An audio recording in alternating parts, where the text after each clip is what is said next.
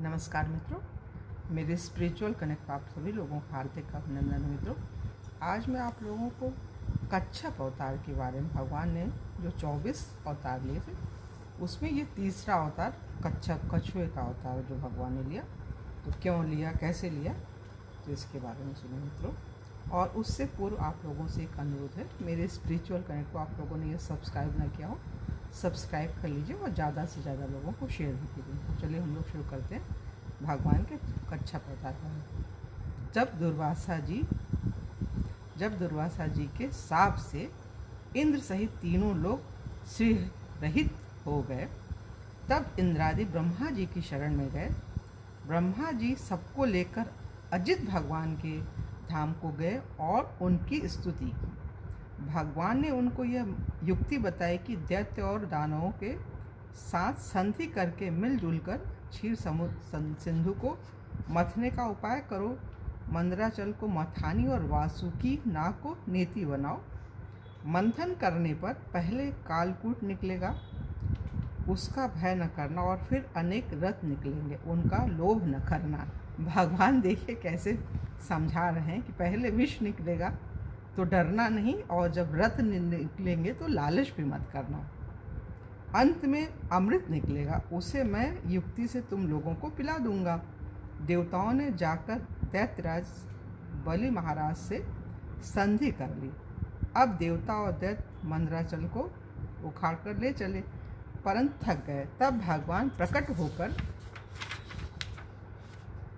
उसे उठाकर गरुड़ पर रखकर सिंधु तट पर समुद्र के किनारे पहुँचे। वासुकी अमृत के लोभ से नेति बनी। वासुकी अमृत के लोभ से नेति बनी। मतलब वो एक लालच था वासुकी नाग को कि हाँ हमें भी अमृत मिलेगा, तो वो रस्सी बन गई। जब समुद्र मंथन होने लगा, तब बड़े बड़े देवता और असुरों के पकड़े रहने पर भी अपने भार की अधिकता और नीचे कोई आधार न होने के कारण मंदराचल समुद्र में डूबने लगा। इस प्रकार अपना सब कराया मिट्टी में मिलते देखकर उन सबों का मन टूट गया। उस समय भगवान ने यह देखकर कि यह सब विघ्नराज गणेश जी की करतूत है, उन्होंने हंसकर कहा, सब कार्यों के प्रारंभ में गणेश जी की पूजा करनी चाहिए, तभी तो सब लोग पूजा करते हैं भगवान गणेश की। सो तो हम लोगों ने बिल्कुल भुला दिया। बिना उनकी पूजा के कार्य सिद्ध होता नहीं दिखता। अब उन्हीं की पूजा करनी चाहिए। लीला में भगवान की लीला है, वे स्वयं सर्वसमर्थ है, परंतु कार्यारंभ में गणेश जी की अग्र पूजा की मर्यादा जो बांध रखी है उसका पालन करने के लिए जब देवताओं ने और दैत्यों का यह परामर्श दिया, वे स्वयं सर्वसमर्थ हैं, परंतु कार्य के शुरू में गणेश जी की अग्र पूजा की मर्यादा जो बांध रखी है उसका पालन करने के लिए जब देवताओं और दैत्यों को यह परामर्श दिया, तो सभी लोग उधर श्री गणेश जी की पूजा में लगे। इधर भगवान ने तुरंत अत्यंत विशाल एवं विचित्र कच्छप का रूप धारण कर समुद्र में प्रवेश करके अपनी 1 लाख योजन वाली पीठ पर मंदराचल को ऊपर उठा लिया। तब देवता और दैत्य फिर बड़े वेग से समुद्र को मथने लगे। भगवान कच्छप रूप से मंदराचल को धारण किए हुए थे, विष्णु रूप से देवताओं के साथ साथ रहे थे। एक तीसरा रूप भी धारण करके मंदराचल को अपने हाथों से दबाए हुए थे कि कहीं उछल न जाए। मतलब 3 रूप एक समय में। कच्छप अवतार में भगवान ने 3 रूप धारण किया था। मथते मथते बहुत देर हो गई, परंतु अमृत न निकला। अब भगवान ने सहस्त्रबाहु होकर, अब देखिए ये चौथा है, अब भगवान ने सहस्त्रबाहु होकर स्वयं ही दोनों ओर से मथना आरंभ किया। उस समय भगवान की बड़ी विलक्षण शोभा थी। ब्रह्मा शिव सनकादि जय जयकार करते हुए आकाश मंडल से पुष्पों की वर्षा कर रहे थे। उन लोगों की ध्वनि में ध्वनि मिलाकर समुद्र भी भगवान का जय जयकार कर रहा था। समुद्र से सर्वप्रथम हलाहल कालकूट विष प्रकट हुआ, उससे त्रैलोक जलने लगा, तो उसे देवाधिदेव महादेव ने ग्रहण किया। फिर और भी रथ निकले, उनमें से कामधेनु को ऋषियों ने स्वीकार किया। उच्चैश्रवा नामक अति सुंदर बलिष्ठ अश्व को दैत्यों ने लिया। बाद में ऐरावत नामक महान हाथी निकला, वह देवताओं के राजा इंद्र को मिला।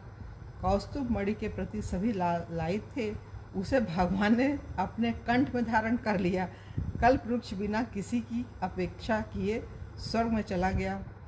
अप्सराएं भी स्वेच्छा से स्वर्ग को ही प्रस्थान कर गईं। भगवती लक्ष्मी ने अपनी ओर से उदासीन रहने पर भी सर्वगुण संपन्न भगवान विष्णु को वर्ण किया। वाराणवी देवी को दैत्यों ने बड़े चाव से लिया। धनुष तो किसी से उठा ही नहीं, तब भगवान विष्णु ने उसे धारण किया। चंद्रमा को अनंत आकाश विचरने के लिए दिया गया। दिव्य शंख को भगवान ने स्वीकार किया। अंत में अमृत कलश, ये सुनिए, अंत में अमृत कलश हाथ में लिए हुए प्रकट हुए धन्वंतरी जी महाराज। दैत्यों ने उनसे अमृत कलश छीन लिया। देवता उदास हो गए। तब भगवान ने मोहिनी स्वरूप धारण कर दैत्यों को या मोहित कर अमृत कलश उनसे लेकर अमृत देवताओं को पिला दिया। देवताओं की पंक्ति में सूर्य और चंद्रमा के बीच में एक राहु नामक दैत्य वेश बदल कर बैठा। उससे अमृत पिलाया ही जा रहा था कि चंद्रमा और सूर्य ने बतला दिया और तुरंत ही भगवान के चक्र ने उनका सिर धड़ से अलग कर दिया। परंतु कुछ अमृत उसे मिल चुका था, अतः सिर कटने पर भी मरा नहीं, इसलिए उसे ग्रहों में स्थान दिया गया। राहु अब भी सूर्य चंद्रमा से बदला लेने के लिए उनके पर्व अमावस्या और पूर्णिमा पर आक्रमण करता है, जिसे ग्रहण कहते हैं। देवताओं ने अमृत भी पी ही लिया था, भगवान का आश्रय था ही, अतः अब की बार संग्राम विजय देवताओं की हुई। तो ये मित्रों यहाँ पे भगवान के ये कच्छप अवतार की कथा पूरी हो रही है। और कल की वीडियो में आप लोगों से नरसिंह अवतार के बारे में, जो नरसिंह अवतार भगवान ने धारण किया, ऐसे 24 अवतार के बारे में बताएंगे। तो तब तक के लिए जय हिंद, जय भारत, ओम शांति, ओम शांति।